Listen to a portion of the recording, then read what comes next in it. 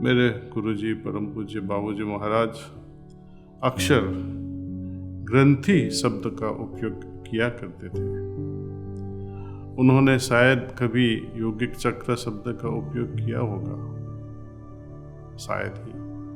ये बहुत ही महत्वपूर्ण और अर्थपूर्ण है। क्यों? आपको एक गजल की कपलेट सुनाता हूं जो जगजीत सिंह ने गाई हुई है। प्यार का पहला खत लिखने में वक्त तो लगता है। तो आगे जाते कहते हैं कि गांठ अगर लग जाए तो फिर रिश्ते हो या दूरी, लाख करें कोशिश खुलने में वक्त तो लगता है। बड़ा प्रोफाउंड स्टेटमेंट है। दूरी हो या रिश्ते, जब गांठ लग जाती है उसको खुलने में बहुत समय लगता है। इसी तरह हमारे अंदर जो ग्रंथियां बन जाती है उसको खुलने में बहुत समय लगता है। बड़े गुरु की कृपा चाहिए।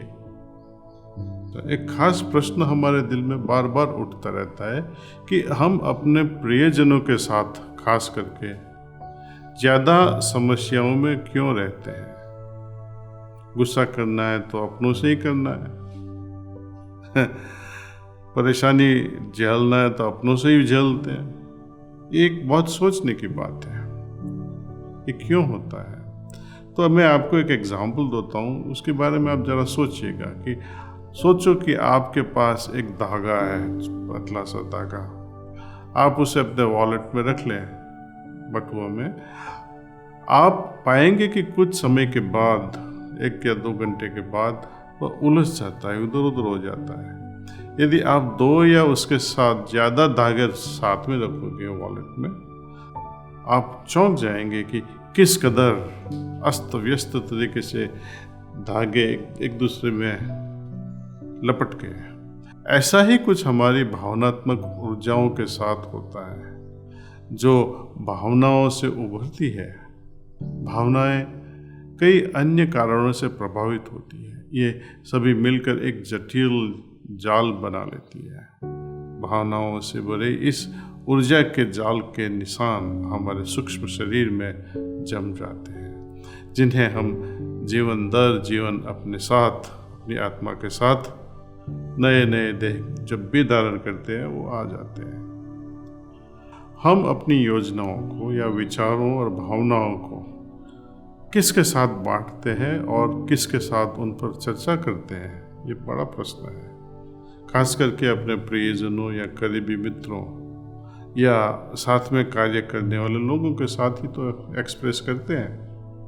हर एक विचार जो हम एक दूसरे के साथ बांटते हैं, उन सब का नतीजा बड़ा असरदारक होता है। ऐसे विचार जिनको हम समझते हैं या हमसे मेलजोल खाते हैं, वे कुछ स्तर तक पोषण पाते हैं, जबकि जिन विचार पर हम सहमत नहीं होते उनसे हमें ग्रंथियां बन जाती हैं। ये ग्रंथियां चेतना और ऊर्जा के हमारे क्षेत्र पर असर डालती है।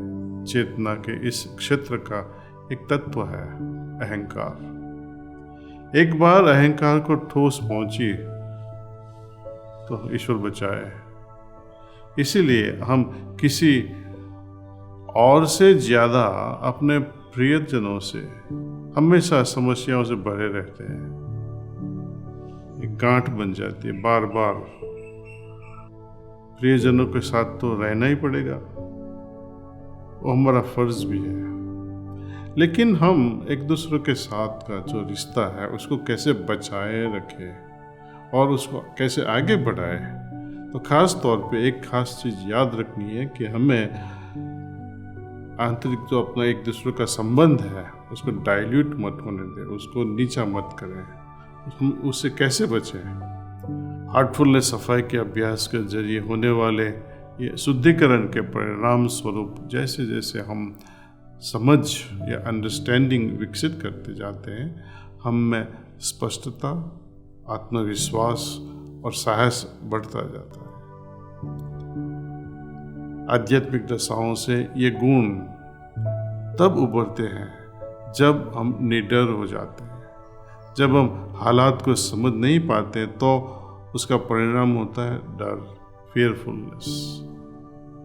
जब हम में प्रेम करने की क्षमता होती है और हम प्रेम में डूबे होते हैं, तब हम अपने हालात को और अपने प्रियजनों को अच्छी तरह से समझ सकते हैं।